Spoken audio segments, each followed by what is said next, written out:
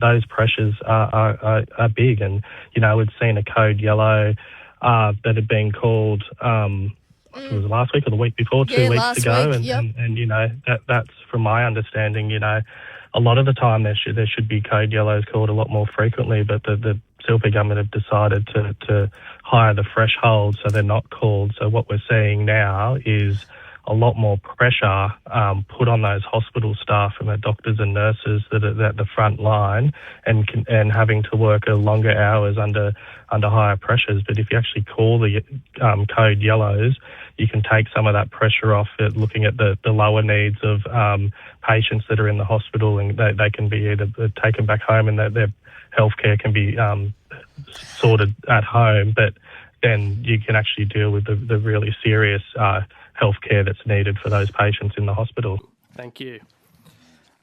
Minister, can you confirm that no changes to the identification, notification and activation system of a code yellow have been made in the reporting period?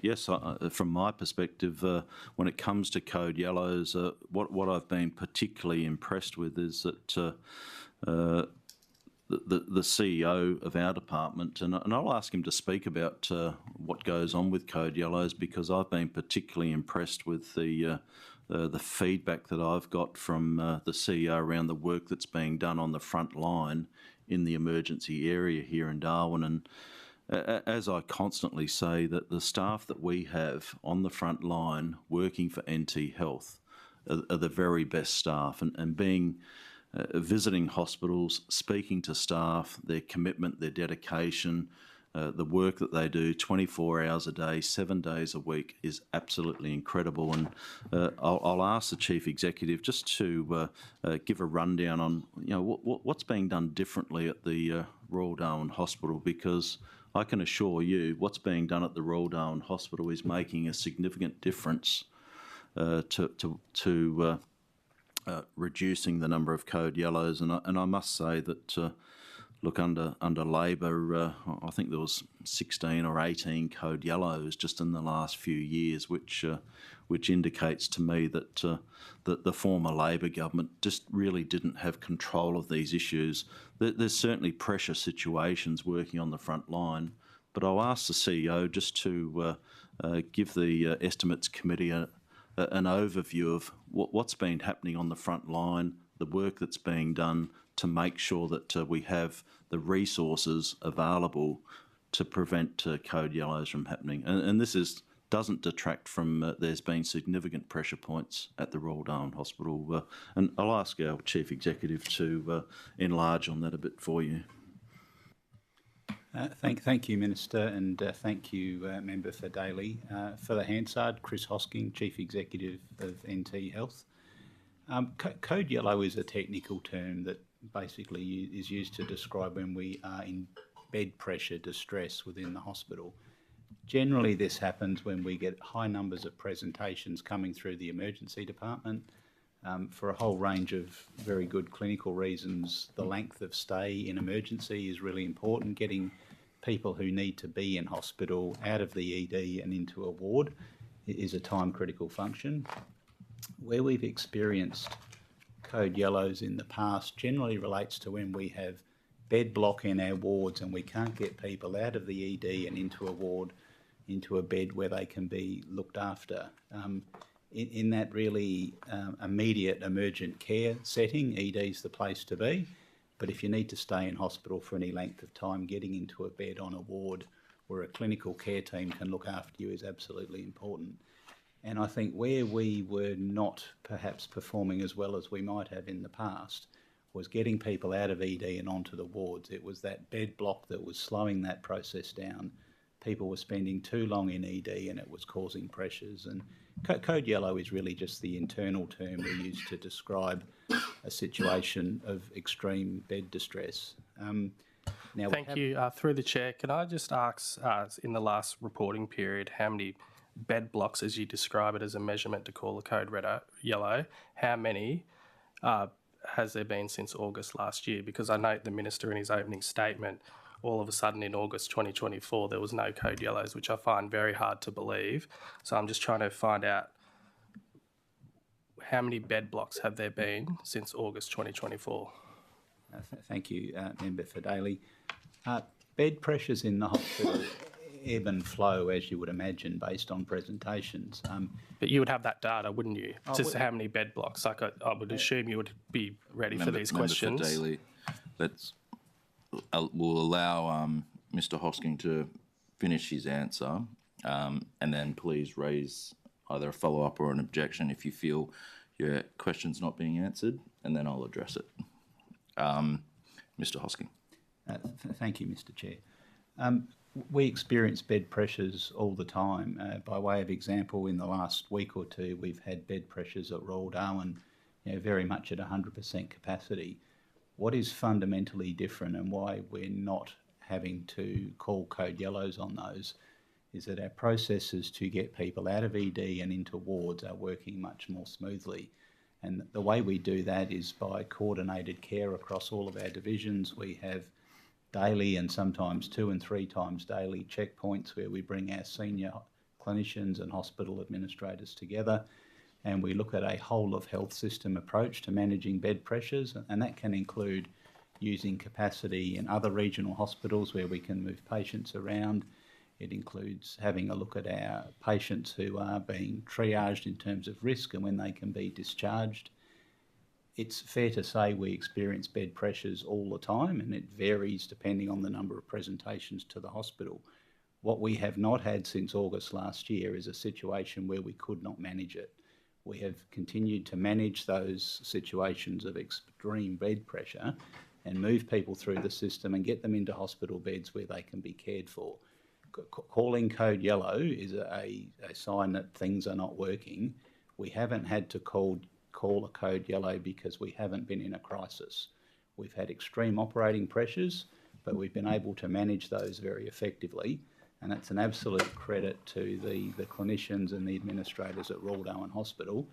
And those daily, we call them a huddle meeting, where we come together, short, sharp 15 minutes, to look at how we can relieve pressures. I personally attend those on a regular basis to support our staff and get a read on the pressures that the hospital's experiencing.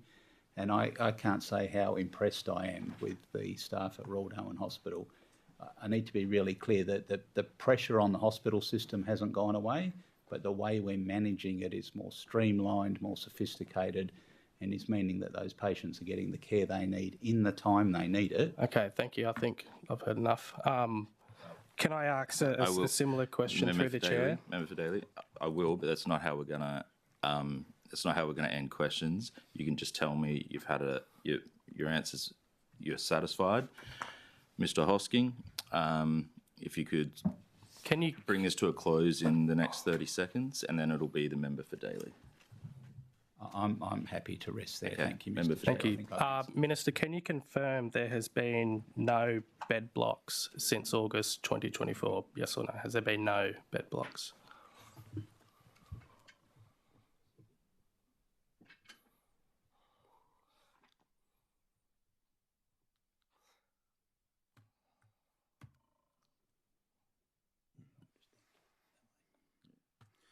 Thank you, Member for Daly.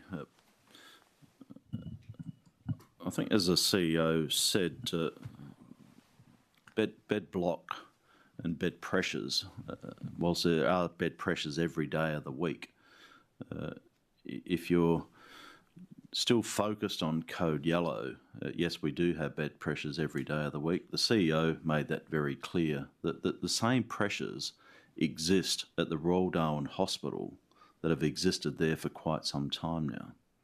What we have seen is that the day-to-day coordination, the prioritisation and the collaboration across the clinical streams has improved considerably. That's where we've seen the major changes at the Royal Darwin Hospital, and that's what relieves pressure on the emergency department. And I can only commend the CEO and the staff that have taken a more proactive approach to dealing with bed pressures at the Royal Darwin Hospital every day of the week. The question was, though, has there not been any bed blocks since August 2024? I appreciate the answer you've given, but I just want a yes or no answer. Have there been any bed block? Have there not been any bed blocks? Look, I'll ask the CEO to expand on that. It doesn't need expanding. It's just a yes or no answer. You should have the data when there's a bed block. It's not a yes or no answer. Of course it is. It's not a yes or no answer. And as I said, this is an operational issue that you're raising. And I'm asking the CEO to answer your question for you, if you could be a little bit patient with that. Thank you. So can I just get the CEO to answer if there have been no bed blocks since August 2024, yes or no? I appreciate the Minister for allowing him to answer that. Thank you, Minister, and thank you, Member for Daly. The term bed block is a colloquial term. It's not a defined set of conditions that are either achieved or not. We have bed pressures every day. Some days are better than others. Through the Chair, just to clarify, you did state earlier, though, that when there are bed blocks, that's a measure to call a code yellow. So I'm just trying to understand how many bed blocks there haven't been any bed blocks, because there haven't been any code yellows, as the Minister stated in his opening statement. So that suggests there hasn't been any bed blocks. Is that true? Yes or no? I didn't say that, Member for Daly. I need to be really precise about this. Okay. Sorry, Mr. Hosking, Member for Daly. Thank you. I think, Member for Daly, the question is clear. We'll now go into an uninterrupted response from the Minister or his team. Minister. Thank you, and I'll ask the Chief Executive to explain to the Member for Daly the issue around bed block. The Member for Daly, I think, indicated that this is some indicator of a code yellow. Look, there's many indicators for code yellows. I'll ask the CEO to explain what the term bed block means. Thank you, Minister, and thank you, Member for Daly, for the question. I certainly did use the term bed block in my previous answer. I was using it in the colloquial sense that it is used within hospital administration. It's another way for describing that we have bed pressures of a critical nature, which, as I've said, is a regular occurrence in the hospital. Bed block is not a predetermined set of conditions that is either achieved or not in a binary sense, and as such it's not a trigger for a code yellow to be called. A code yellow would be called when we're simply not coping with the bed pressures, and we have not had an instance since August last year where we've not been able to cope with or manage those bed pressures. So as the Minister for Health has stated, the pressures on Royal Darwin are no different to what they were last year or the year before. What has changed is the way we manage that on a day-to-day basis, and that, as I've stated previously, is a credit to our clinicians and staff who do a damn fine job every day. I think that's probably the plainest answer I can give to that. Member for Johnston on a follow-up question. Thank you, Chair. Thank you, Minister. Thank you, Mr. Hosking, and all our health people for doing such a wonderful job. Just to clarify and to get away from some of the terminology, can you tell us how many days RDH has been above capacity in the reporting period?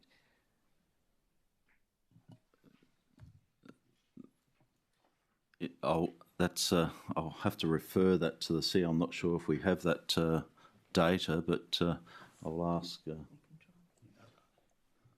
CEO to provide some detail around that.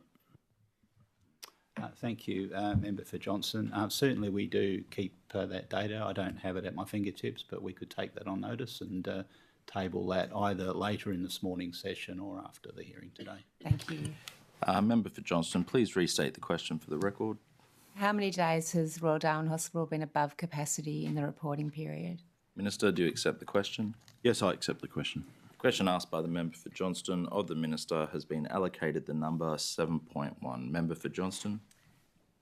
And how often is the emergency department double bunked in the reporting period? I'm not sure if we have that. I'll ask the CEO to give detail around that. Thank you, Minister, and thank you, Member for Johnston. Double bunking in the emergency department does happen on a regular basis as a matter of necessity. Obviously, the doors are always open and we will always treat patients as they present. It fluctuates during the day. Some days we're under quite extreme pressures, and today things are pretty steady at Royal Darwin, so today's a good day. I don't have a specific set of data I could table with the committee this morning because that data is, fluid and changes throughout the day and from day to day. I think the best answer I can give the committee is it is an ongoing operating pressure at Royal Darwin. It happens with regularity. When it does, we manage it the best we can, and using some of the processes I spoke to earlier, we try and get people out of ED beds and into wards where they can be cared for on a longer term basis, and that helps significantly at reducing that double bunking. But it is a necessary thing to make sure people get the care they need. So it's hard to put a single set of numbers on it, but I do acknowledge that it's an operating pressure we live with every day. Thank you, and yes, understand. Would it be right to say we're the only jurisdiction in Australia that routinely uses double bunking in emergency? Thank you, Member for Johnson. I'm not sure I could make that call with certainty. Emergency medicine presentations right around Australia are under extreme pressure. It's one of the things we regularly speak about within the Interjurisdictional Health Chief Executives Forum. I attended the Interjurisdictional Forum last Friday. Emergency pressures are one of those things that are driving strain on the healthcare system more broadly. It's also one of those areas that we're advocating very hard with our Commonwealth colleagues to try and address some of the systemic funding problems where we think we don't get a fair shake from the Commonwealth. But I would be very surprised if Royal Darwin Hospital was the only hospital where that practice was undertaken. When people present at ED, they need to get the care they need, and if that means putting a couple of beds closer together so we can provide the care, then that's exactly what we'll do. Thank you. One more follow-up question. I think you mentioned as one of the ways that you've managed to manage things better is through the use of care coordinators. And I just wondered whether you could comment to the Minister how many care coordinators there are in remote settings.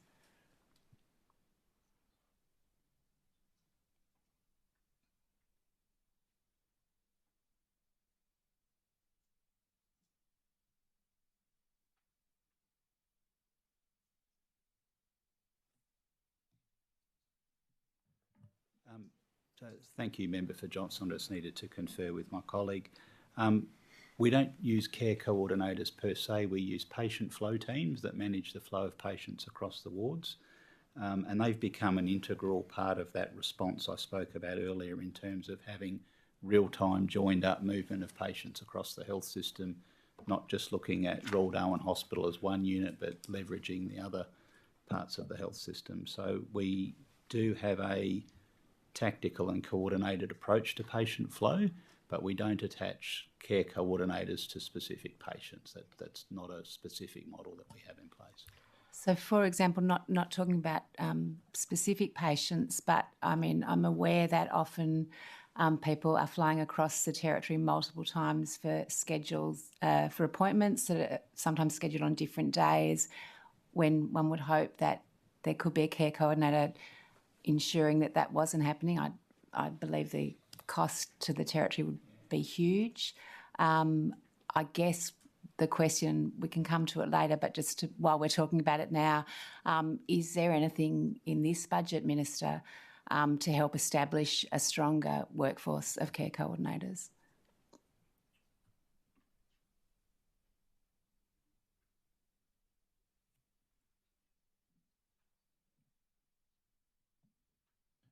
Thank you, Member Johnson. I'll ask the CE to provide a bit more detail around that for you.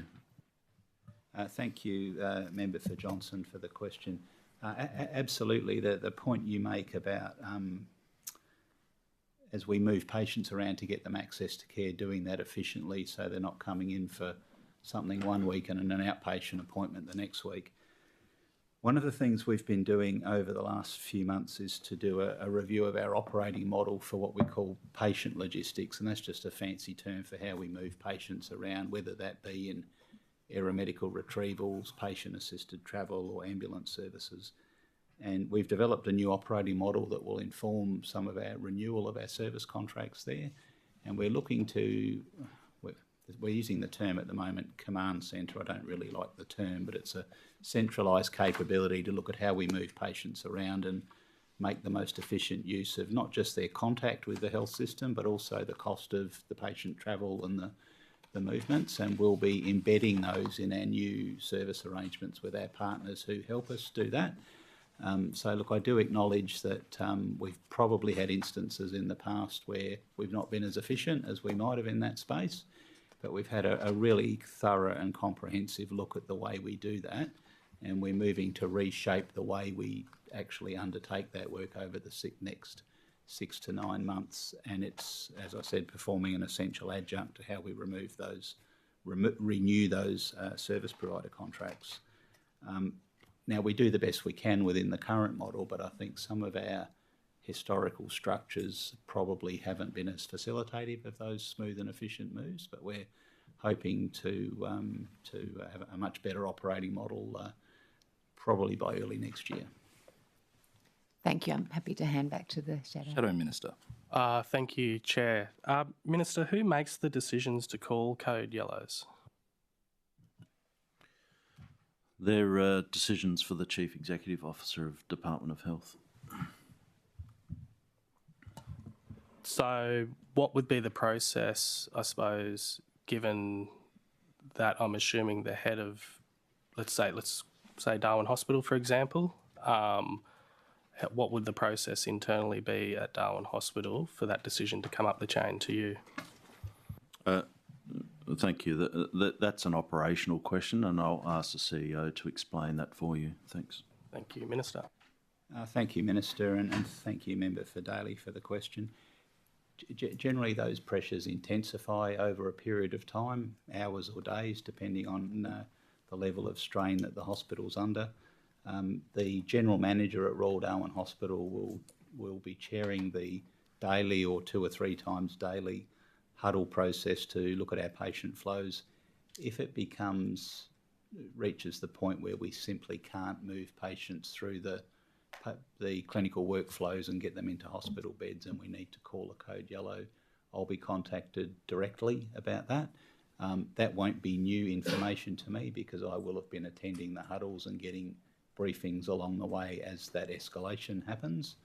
And then I'll make a decision based on the advice I receive through the top-end health service regional director and the RDH general manager as to whether those conditions warrant calling a code yellow, in which case I'll make that decision and then I'll inform the Minister of that decision, obviously, but it's a decision made by me. And as I've said, I've not had to do that since August last year.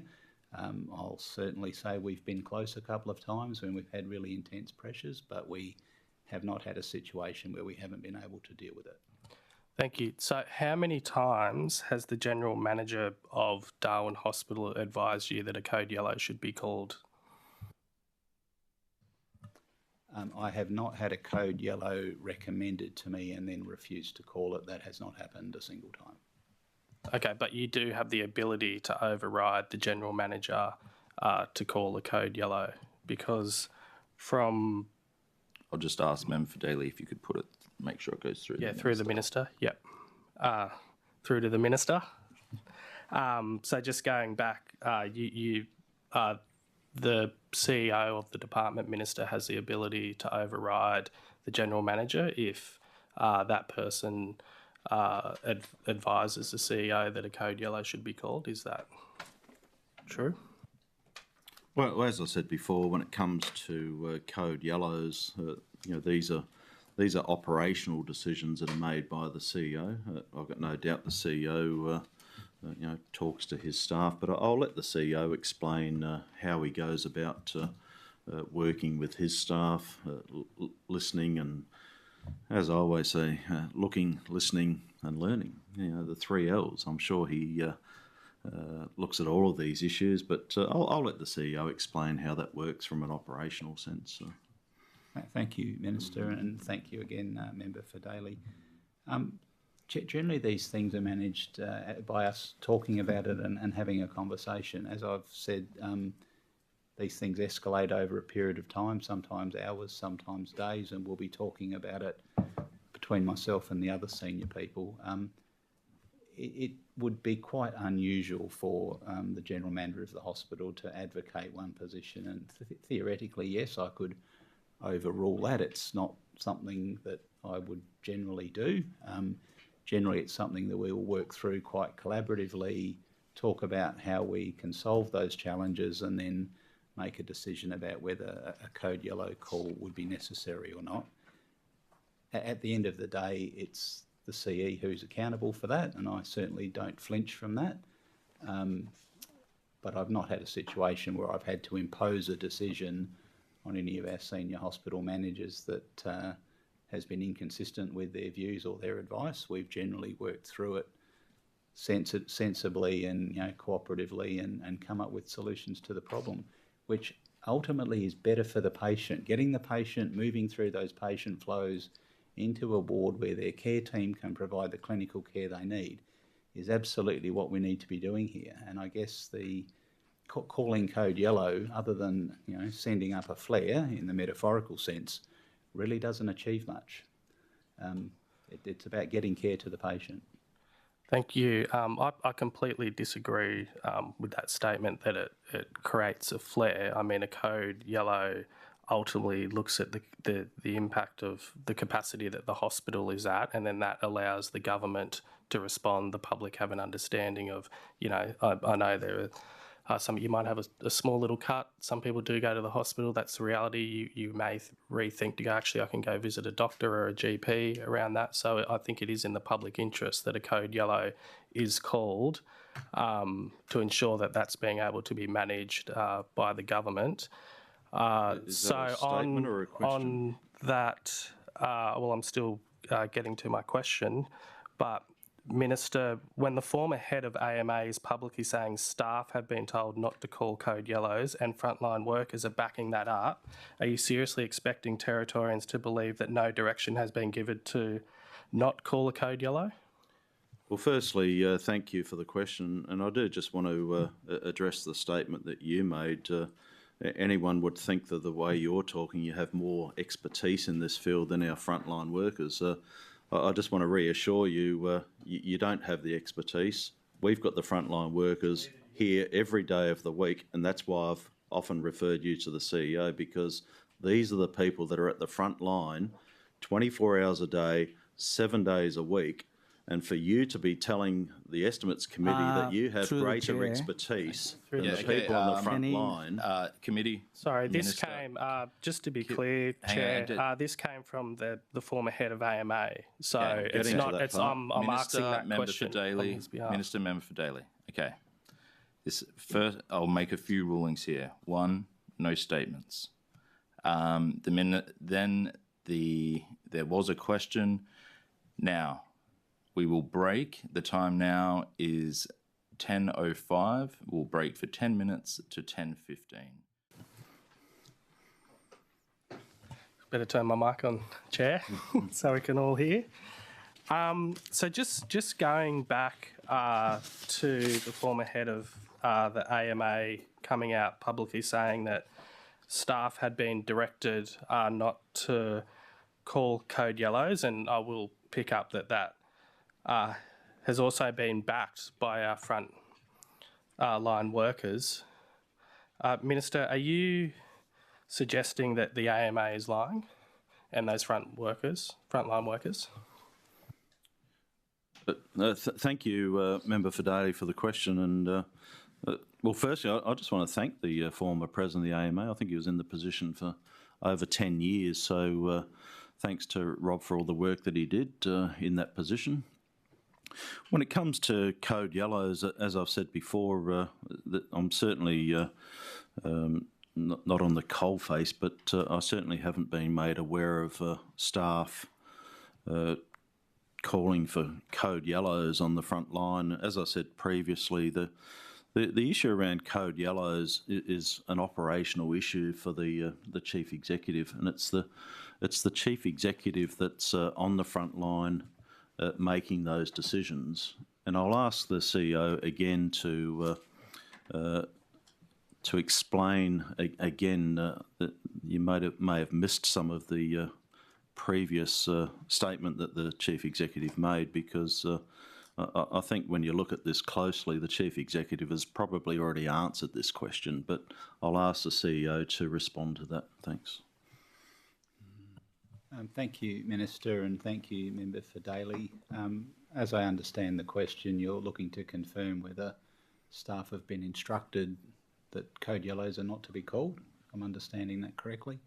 I can state unequivocally I have never received any direction from the Minister to not call a code yellow, and I say that knowing that this hearing this morning is on the public record, and that's a statement of fact. Nor have I issued such an instruction within the Health Department to any of my staff.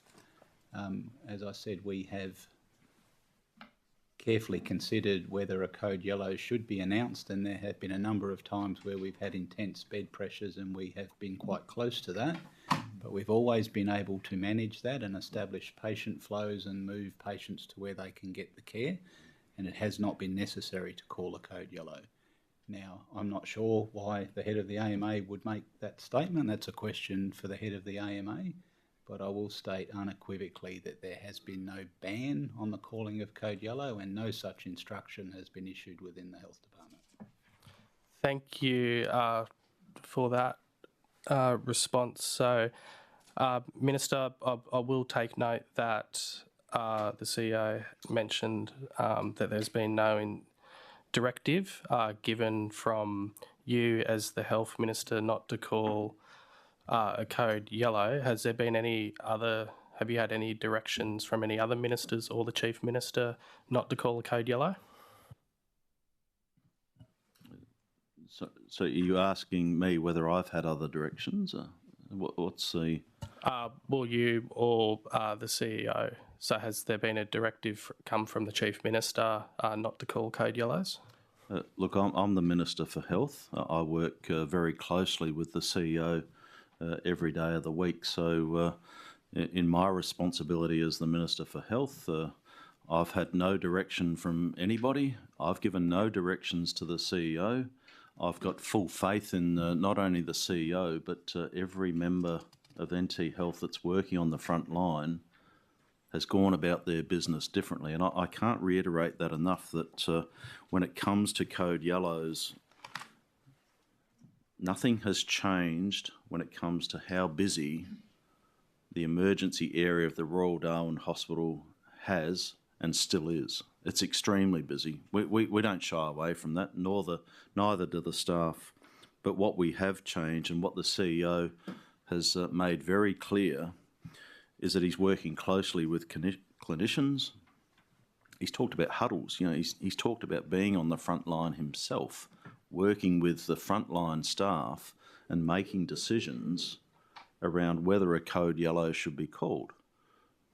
This is entirely an operational decision for the CEO working with his staff on the front line, and I've got full faith in what he's been doing there. So to come in here today and challenge and suggest that the CEO is being instructed somehow to not make these calls is absolutely appalling.